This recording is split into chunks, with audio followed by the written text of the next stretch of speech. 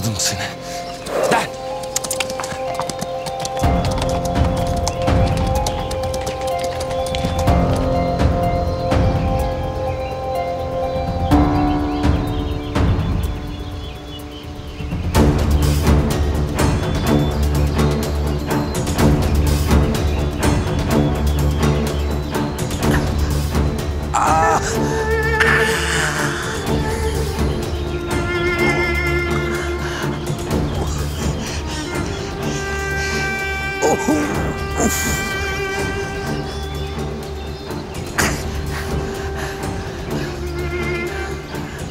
Kimse yok mu?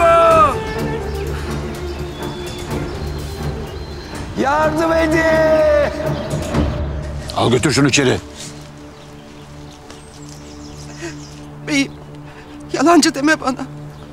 Korktum, diyemedim. Katrin adı var o kızda, bilmez misin? Babam bulacağım dedi. Beni de ata gitti. Tutamadım. Yıkıl karşımdan. Gözüm görmesin seni.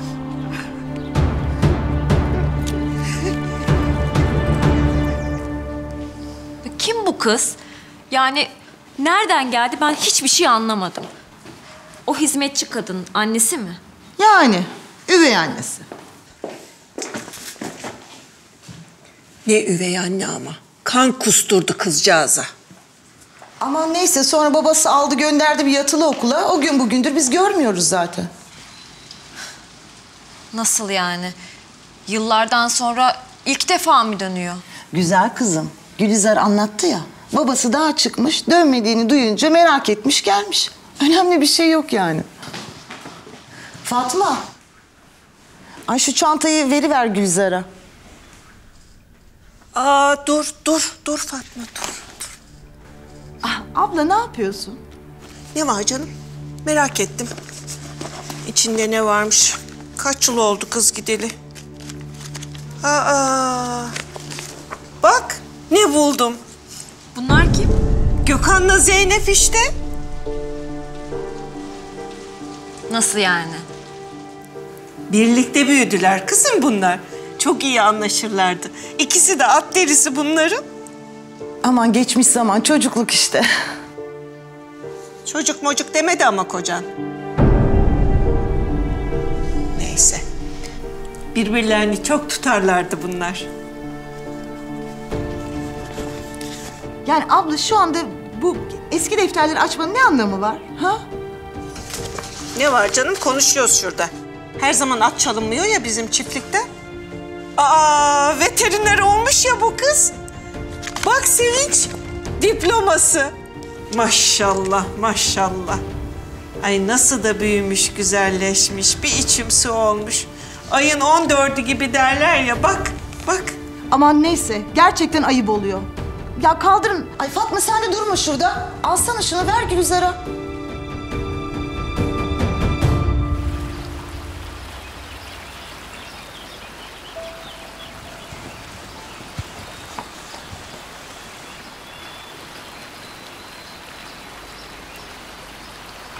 İşte buradasın.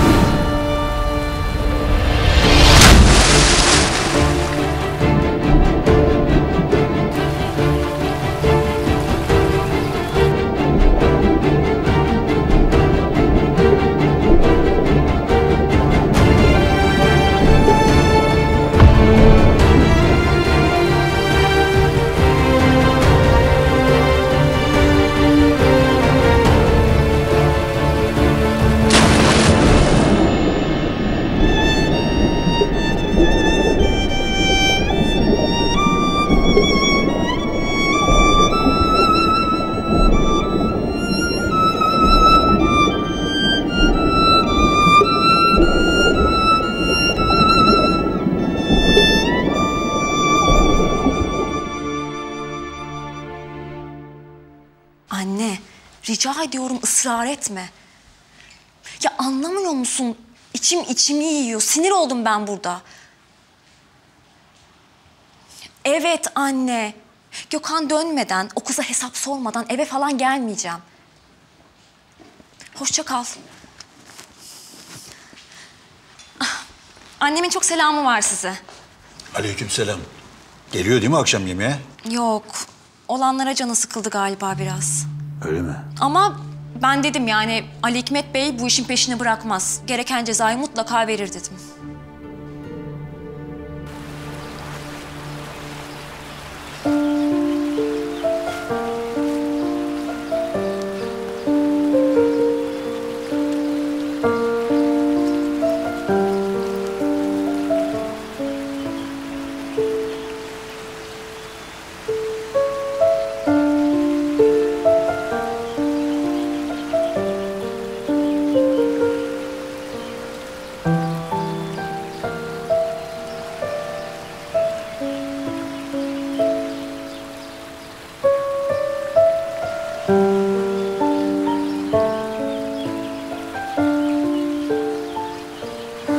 İyi misin?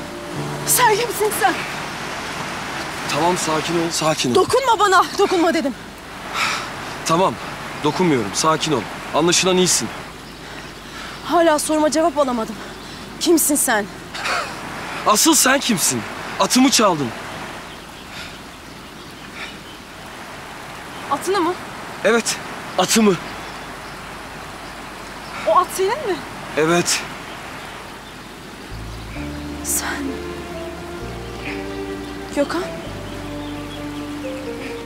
Tanıyamadım tabii. Babanın beni buralardan sürmesinin üstünden tam 10 yıl geçti. Zeynep?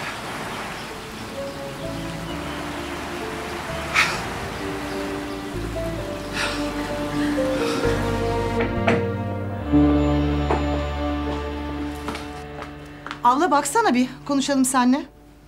Ne oldu? Neye kuruldun yine? Sen gayet iyi biliyorsun. Yok kız çok güzelmiş, ayın 4'üymüş, 14'üymüş. Sen ne yapmaya çalışıyorsun? Ne var canım? Merak etti, ben de anlattım. Ha tabii tabii. Ben senin neye çomak soktuğunu gayet iyi biliyorum. Neyeymiş? Gökhan Banu ile evlenecek, Rezan Hanım'la ortak olacaklar diye ödüm patlıyor. Korkuyorsun değil mi? Neyi korkacakmışım canım? Deli misin, divane misin? Sen bu çiftliğin başına oğlum geçsin istiyorsun. Hırsından ölüyorsun ama yok. Yok Nedret Hanım. O iş hiç öyle olmayacak. Bana bak gelin hanım.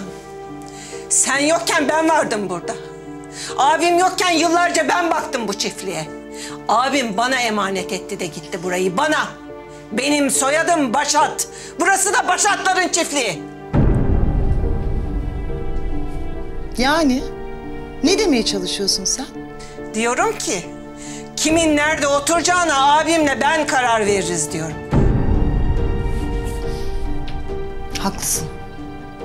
Allah'tan abin senin oğlunun ne mal olduğunu gayet güzel biliyor.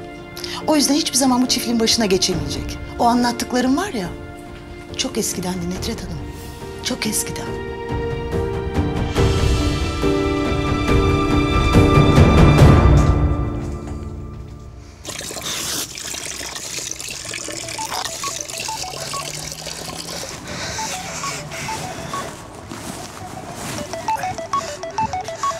Allah kahretsin.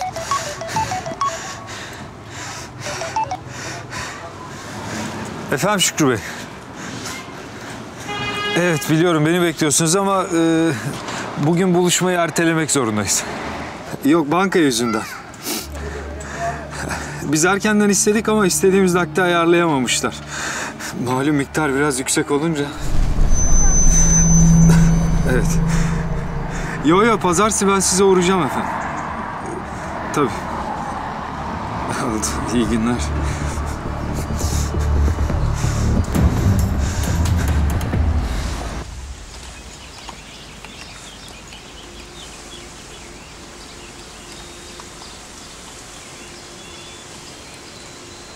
Zülfikar dayı 2 gündür dağda ve onu aramaya kimse çıkmıyor, öyle mi? Bunu bana mı soruyorsun Gökhan? İnan ki haberim yoktu Zeynep. Olsa çıkıp aramaz mıydım sence? Neyse boş ver. Şimdi bunları konuşmayalım. Babamı bulmak istiyorum ben.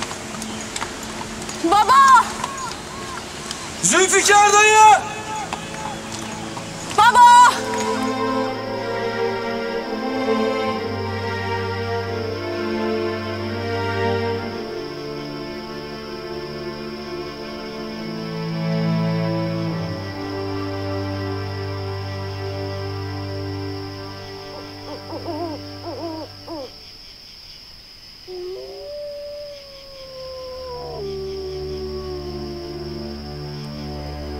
Orman çok tehlikeli. Belki de babam çoktan... Yok, ben daha fazla dayanamayacağım. Zeynep dur! Zeynep beni bekle.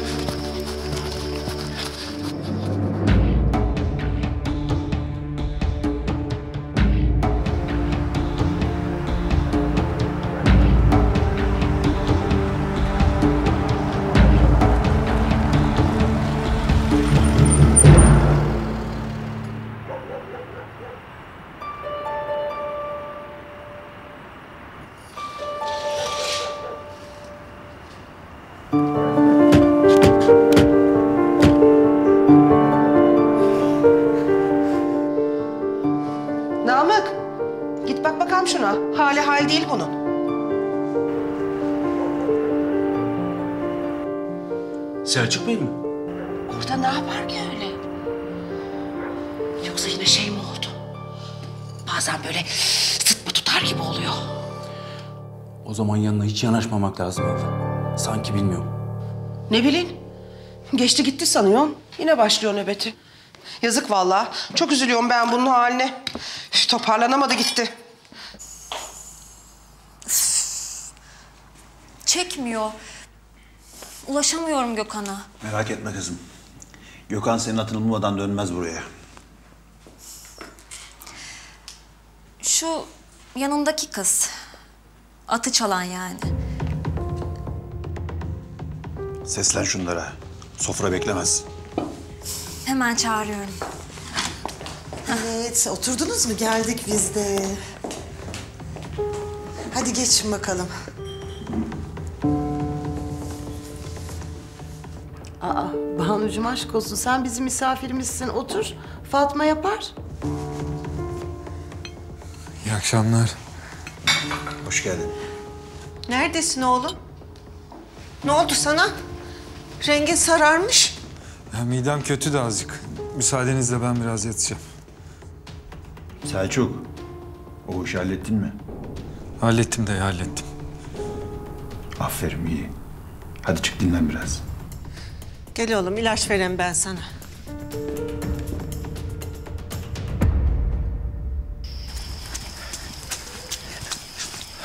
Zeynep! Baba! Zeynep! Baba! Zeynep bekle! Zeynep!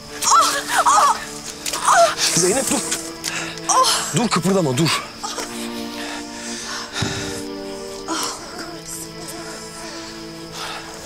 İyiyim, devam edelim, hadi devam. Bekle. Tamam. Geri çek. Tamam. Tamam, iyiyim. Hadi devam. Devam edelim. Zeynep bekler misin Zeynep? Baba! Baba! Zeynep bekle. Baba! Zeynep. İyi misin? İyi misin? Zeynep. Gel. Tutun bana. Tutun. Yavaş.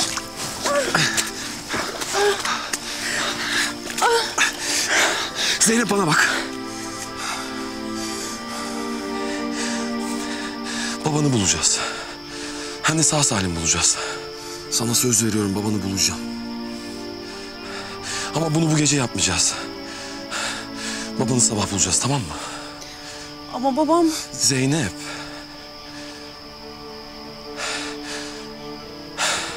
Zülfikar dayı burada olsaydı şimdi ne derdi? He? Gündüzün şerri Gecenin hayrından evladır.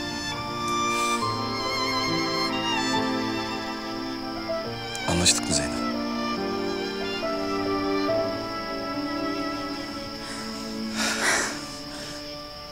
Zülfikar amcaya bir şey olmamıştır inşallah. İnşallah. Bugün Banu delirdi kıskançlıktan. Gökhan'la Zeynep dağda baş başa diye. Haklı kız. Senin neyin var bakayım? Yok bir şey anne ya. Sen çık hadi dışarı. Selçuk. Anne yok bir şey. Yine o nöbetlerden biri mi yoksa? Söyle bakayım. Ya ne alakası var anne ya? Yok bir şey. Neyle alakası var o zaman? Dayın seni nereye gönderdi bugün? Selçuk. Selçuk. Selçuk nefes al annem. Selçuk. Dur annem. Al bakayım şunu.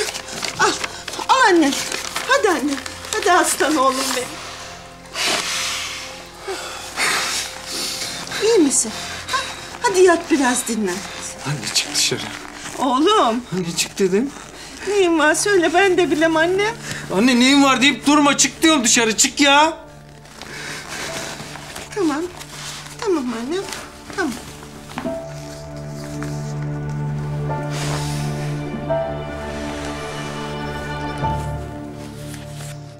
Gökhan'ın en sevdiği tatlı. Sanırım yakında Gökhan'ın sevdiği bütün yemekleri öğrenmem gerekecek. Niye ki? Ne demek bu? Bir şey demek değil. Yok yok. Bir şey demek. Söylesene. O atı boşuna mı getirdi Sevinç teyze? O adı sana mı getirmiş? Bazı şeyleri söylemeye gerek var mı sizce? Yani Banucuğum. Yani işte bizim ilişkimiz ciddiye doğru gidiyor. Bence yakın zamanda size bir sürpriz yapabiliriz. Yani ne diyeyim? Hayırlısı olur inşallah hakkınızda.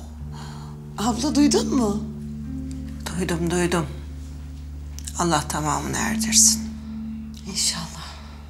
Aferin kızım size.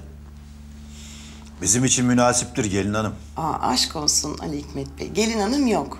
O artık bizim kızımız.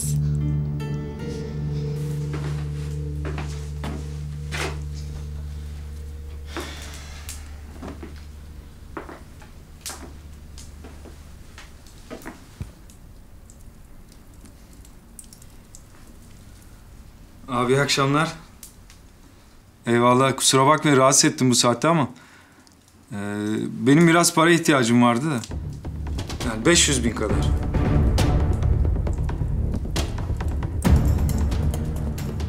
En azından yarısını falan halledebilsek.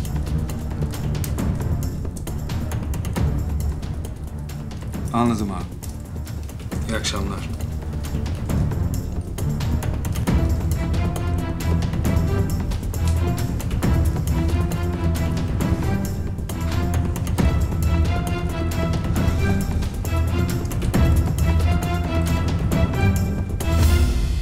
Ay Rezan Hanım'ın başına geleni biliyor musun? Ne olmuş? Adamın biri kadının altınlarını çalmış. Ha, halloldu o iş. Biz de ortak olduk bu arada. Ha, öyle mi? Niye bana söylemedin? Bana hesap mı soruyorsun sen? Olur mu hiç öyle şey? Ama ne bileyim bir sürü olay oluyor. Ne zaman söyleyeceksin? Gerçi bir şey söyleyeyim mi? Ulu ortada söyleme. Nedret'in nazara değecek diye korkuyorum. Her şeye burnunu sokuyor. Ne diyorsun sen ya? Bak bey, biz seninle neler gördük, neler geçirdik. Sen bana geldiğinde bir başınaydın. Bütün ailen dağılmıştı. Ben oğlumu senin kucağına oğlun diye verdim. Eksik olma. Sen de ona hiç üvey babalık yapmadın. Sevdin, değer verdin. Kendi oğlunun yerine koydun. O da herkes gibi seni gerçek babası biliyor. Nereden icap etti bu laflar şimdi? Ben anayım. Oğlumu düşünüyorum.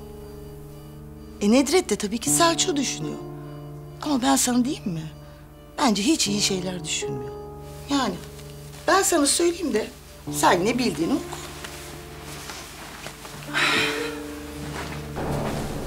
Hadi Allah rahatlık versin.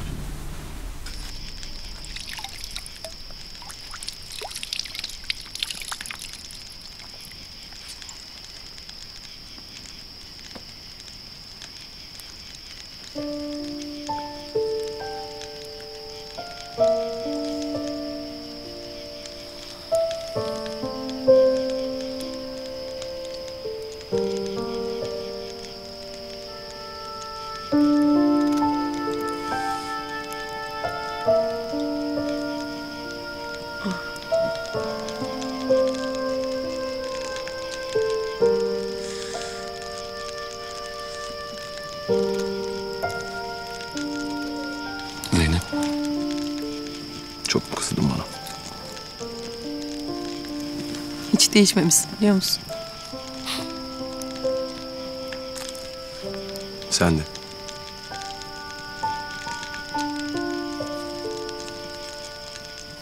Rüzgar olayı yüzünden hala kızgın mısın bana? Evet. Hepiniz suçlusunuz.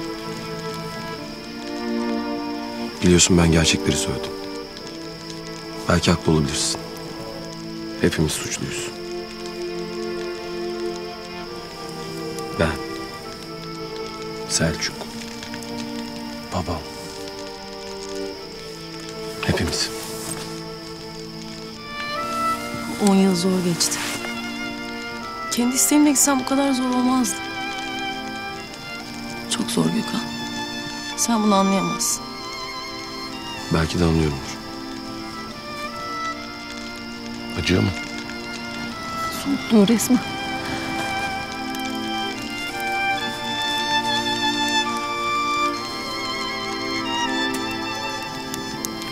İyi ki yanımdasın.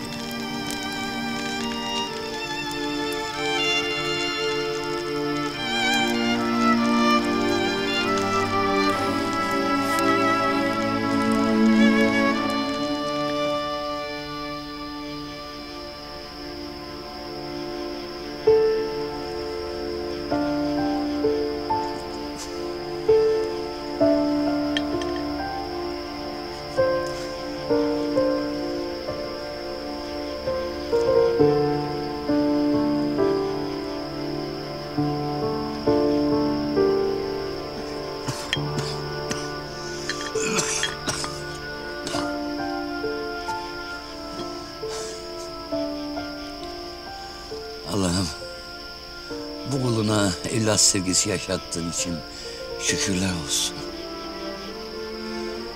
Oh. Canı alan da veren de sensin. Her şeye kadir olan sensin. Bir evladımı yanına aldın, bana Zeynep'imi verdin. Ah, ben sana layık bir kul olamadım. Ama Zeynep'e kendi evladım gibi baktım. Ali Hikmet'in torunu olduğunu kimselere diyemedi. Korktum Allah'ım. Hem yalnız kalmaktan korktum, hem Ali Hikmet'in hışmından. Kızımı öz annesinin kokusundan mahrum ettim. Allah'ım, eğer bu çukurdan sağ salim çıkamazsam, bu mektubu kızımın eline ulaşmasını nasip eyle. 22 yıldır sustum. Artık bildiklerim bana yük geliyor. Bu topraklar çok şey gördü. Ama Ali Hikmet Bey gibisini çabuk görmedi. Çabuk haber verin. Diyeceklerim var. Çabuk, çabuk.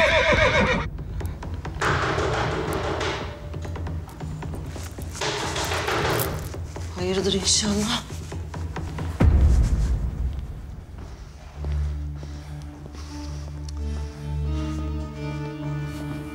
Hayırdır Mustafa, nedir telaşın bu saatte? De bakalım. Beyim, izlerini buldum kaçakların. Buldum onları. Ne duruyorsun o halde, ne bekliyorsun? Davranın! Arabaları hazırlayın! Sürücülere haber verin çabuk! Tamam beyim. Ali Hikmet Bey, etme. Yahu çekilme kadın! Kurban olayım affet. Yapma gözünü seveyim.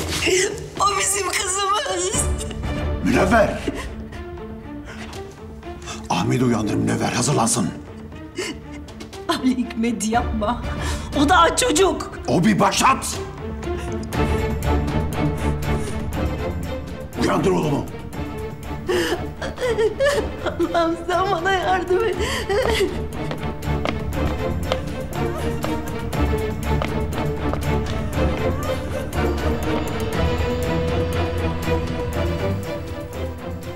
O sabah gelen telefon Hakan Korkut'un ve amcası İsmail'in beklediği haberi getirdi.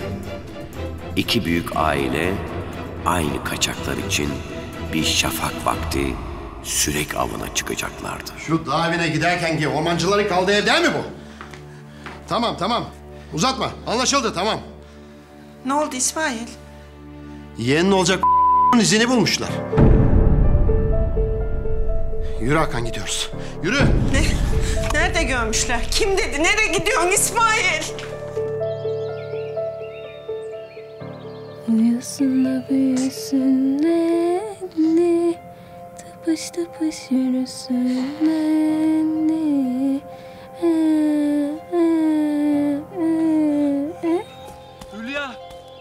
Hülya! Buldular.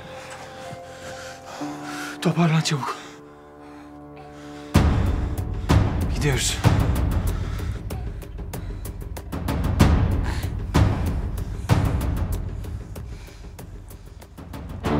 Ali Hikmet'in gözünü kan bürümüştü. Kendi kanından, canından olan kızına düşman olmuştu. İhaneti bedelsiz bırakmayacaktı. Bas gaza Zülfikar. Gaza bas çabuk.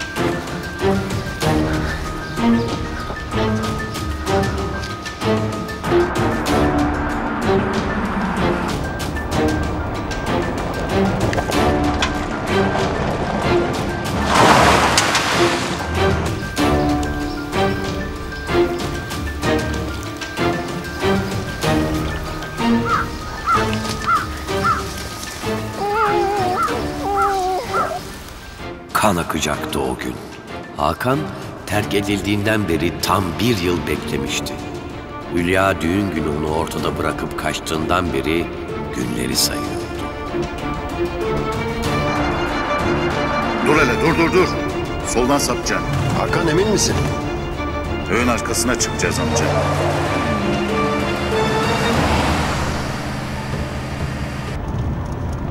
İkisini de alnının çatından vuracağım.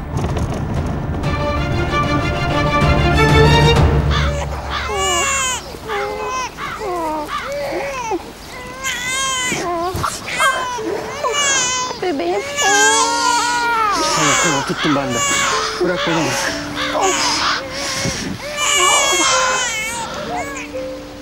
Hadi iyiyim ben. Hadi gidelim.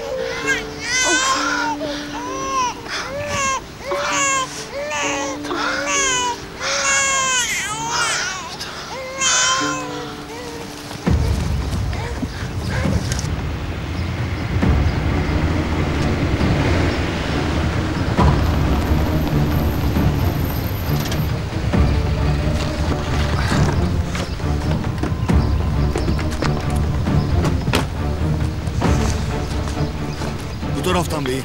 Sazlıkların arasından. Kestirmeden gidelim. Nehrin kenarından yukarı tırmanacağız.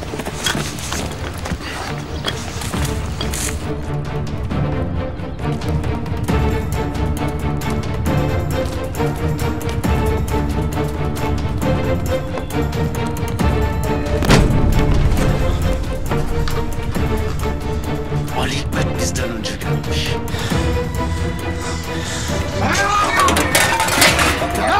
Gel, nehre ineceğiz. Bulacağız onları.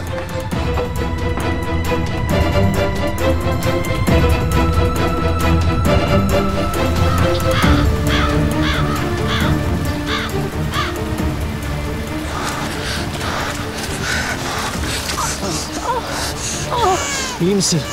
İyiyim. Çok az kaldı, biraz dayan.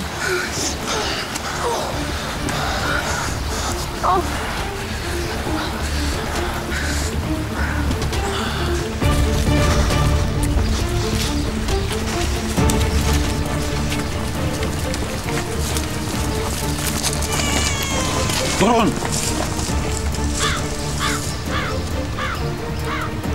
Bu tarafa gideceğiz, yürüyün. Beyim, baykuş duru. Ev bu tarafta kaldı. Yürüyün dedim!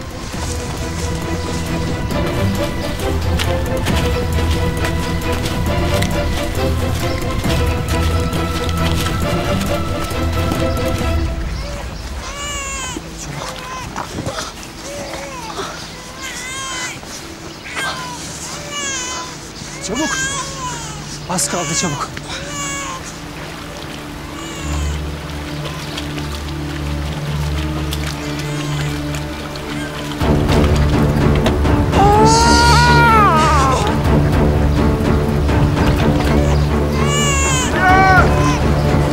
Geldiler Erdem. Erdem çabuk. Durun! Erdem hadi Allah aşkına. Çabuk Erdem. Baba! Durmayın! Yakalayın şunları! Gidin getirin!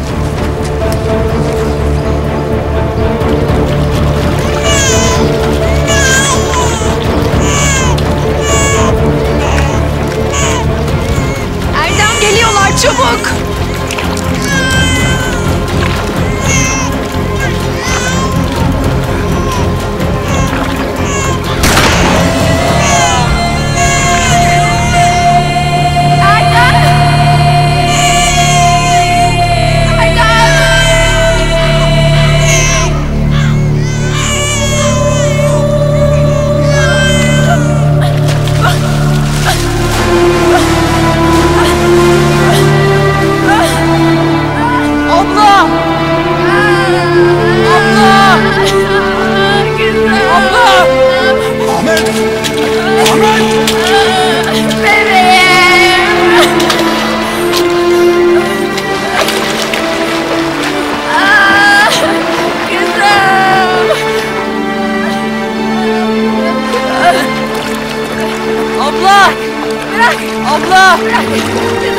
Abla gel.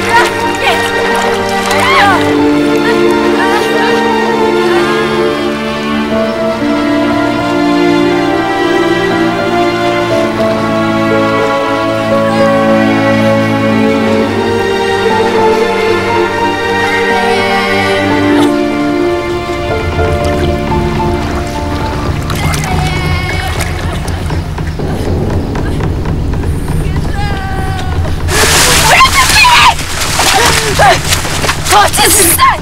Kızımı öldürdün sen! Hülya! Katilsin! Hülya! Sen nasıl evden kaçarsın?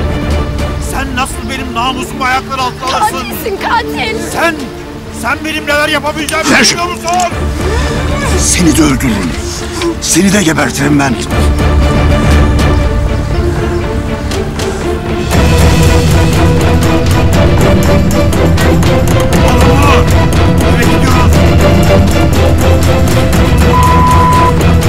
Abla!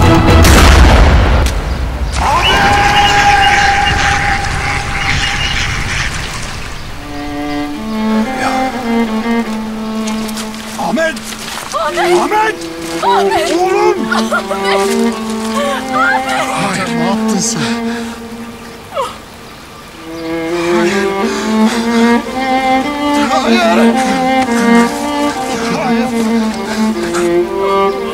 Ahmet! Yardım edin! Ahmet! Ahmet! Hadi çabuk! Çabuk!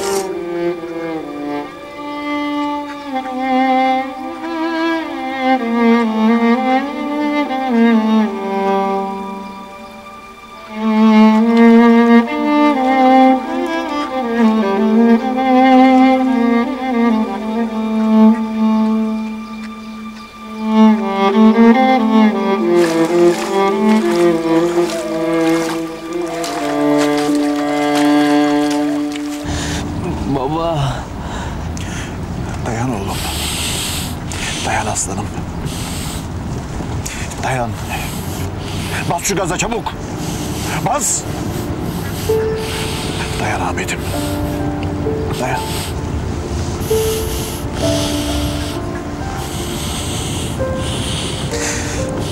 Oğlum, bir tek günde kaç insanın kaderi değişir?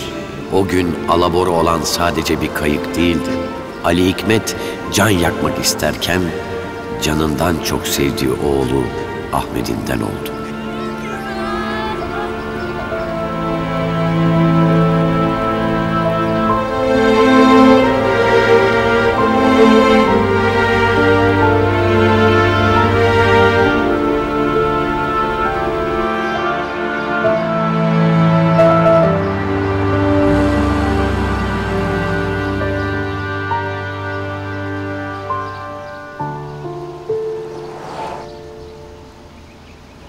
Karısı Nedret'ten başka tutunacağı bir dal yoktu.